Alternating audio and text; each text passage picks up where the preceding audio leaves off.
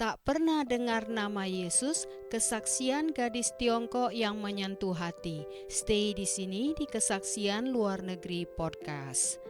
Namaku Beka. Aku lahir di Shanghai, Tiongkok, Cina. Aku hanyalah seorang gadis biasa, tidak ada yang istimewa. Saat aku berusia 17 tahun, aku pergi ke Australia untuk kuliah. Aku sama sekali belum pernah mendengar nama Yesus, tidak tahu apa itu gereja, dan aku juga tidak punya alasan untuk mencari tahu tentang hal-hal semacam itu.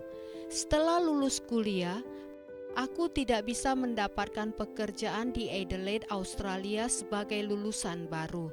Jadi aku pergi ke Hong Kong untuk mengejar karir. Di Hong Kong aku berada di posisi paling bawah, baik di masyarakat dan di perusahaan. Di perusahaan, semua pekerjaan berat diberikan kepadaku. Hidup terasa sangat berat dan sulit.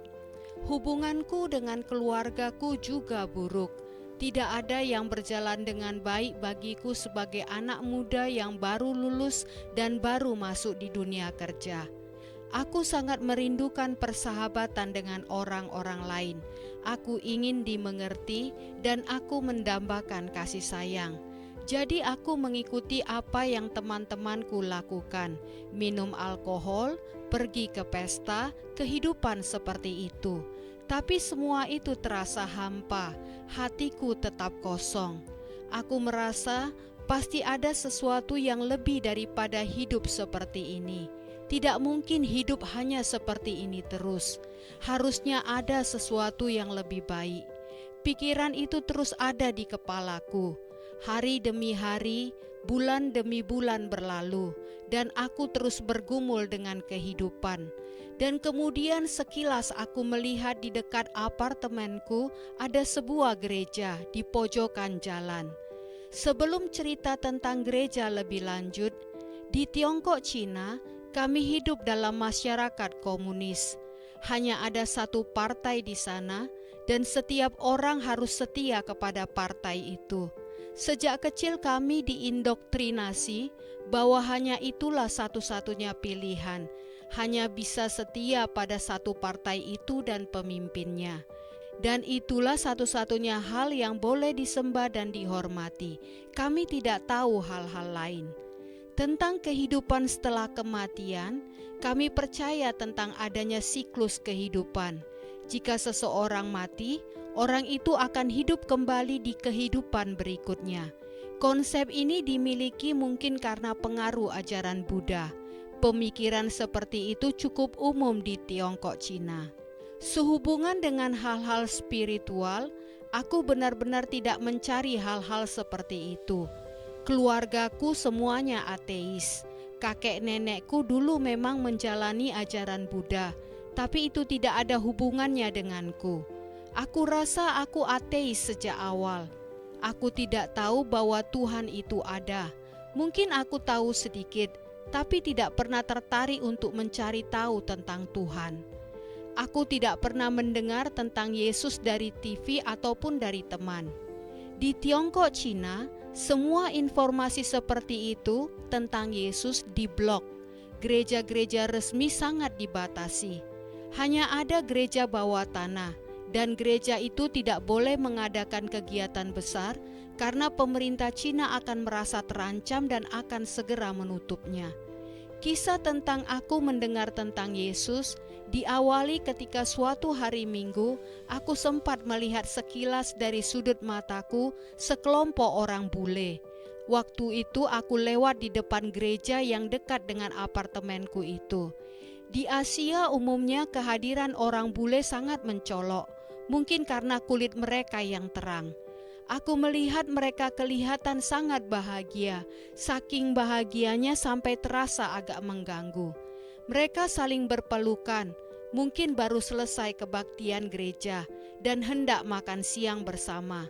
Aku merasa tertarik melihat kebahagiaan mereka dan berpikir, kenapa mereka bisa sebahagia itu, sementara aku sendiri merasa sangat menderita. Aku terus melihat mereka sambil bertanya-tanya dalam hati, Jika kebahagiaan adalah sesuatu yang diperbolehkan untuk dialami, aku juga ingin merasakannya. Karena aku benar-benar tidak mengerti bagaimana mereka bisa sebahagia itu. Tapi aku masih berpikir, aku tidak punya alasan untuk masuk ke gereja. Bulan-bulan berlalu, hidupku tetap sulit. Aku terus pergi ke pesta dan mengikuti teman-temanku. Sampai pada suatu hari Minggu, aku lewat lagi di depan gereja itu. Kali ini aku berpikir, aku tidak akan rugi apapun kalau masuk ke dalam gereja itu. Jadi kenapa tidak coba masuk saja dan lihat keadaan di sana? Jadi tanpa tahu apa-apa, aku masuk ke dalam gereja. Seorang gadis, resepsionis gereja, menyambutku dengan sangat ramah. Waktu dia tahu aku belum pernah ke gereja dan bukan orang percaya kepada Yesus dan bahkan tidak tahu siapa Yesus, dia langsung melonjak-lonjak kegirangan. Aku sempat berpikir, sebenarnya apa yang ingin kamu tawarkan? Aku tidak berminat. Aku sangat curiga, tapi dia tetap sangat ramah dan menyambutku dengan hangat. Dia seumuran denganku, orangnya cantik. Lalu ku dengar lagu-lagu pujian mulai dinyanyikan. Dia berkata padaku, kamu bisa mengikuti orang-orang lain masuk ke auditorium. Aku tidak tahu seperti apa auditorium itu, karena aku belum pernah ke gereja sebelumnya. Jadi aku mengikuti saja orang-orang lain yang masuk.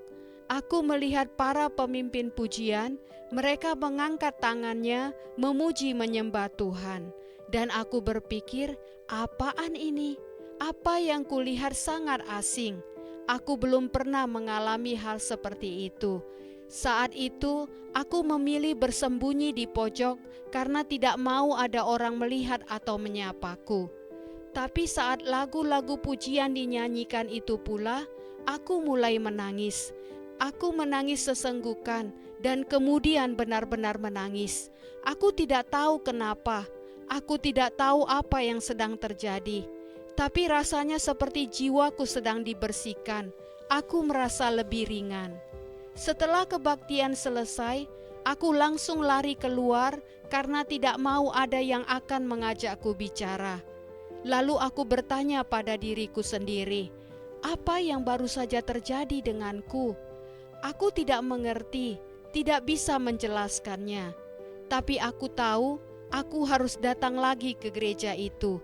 Aku harus mencari tahu lebih jauh. Jadi aku mulai rutin datang ke gereja itu, yang bernama International Christian Fellowship di Hong Kong.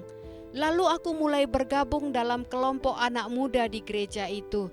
Setelah 2 tahun rutin datang ke gereja, aku dibaptis. Aku mengalami bahwa Yesus itu nyata. Yesus menangkapku bahkan saat aku belum mengenal Dia. Yesus mati untuk dosaku bahkan saat aku belum tahu siapa Dia. Aku sudah diselamatkan, mengalami kelahiran baru sudah lebih dari 10 tahun sekarang. Dan aku tidak pernah berhenti mengejar Yesus. Kalau boleh menambahkan satu hal lagi, sejak itu kapan saja Roh Kudus menginginkan aku untuk melakukan sesuatu, kuasa akan mengalir keluar secara alami dari dalamku. Suatu saat kami berdoa untuk seorang wanita yang kakinya sangat lemah. Dia harus memakai alat bantu untuk berjalan. Dia tidak bisa berjalan tanpa alat itu. Kami berkata kepadanya, kami mau mendoakanmu. Kemudian kami pegang kakinya dan mulai berdoa. Kami berkata, dalam nama Yesus sembuh. Kami percaya kakimu akan kuat, kakimu akan mampu menopang tubuhmu. Itu doa yang sederhana, tapi kami benar-benar percaya. Lalu kami katakan padanya, bisakah engkau mencoba berjalan? Dia berdiri dan langsung berjalan tanpa alat bantu jalan. Kekuatan kakinya kembali. Dia bisa berjalan. Bahkan dia berjalan begitu cepat sampai kami berkata, aku tidak yakin aku bisa berjalan secepat itu. Semua kemuliaan bagi Tuhan.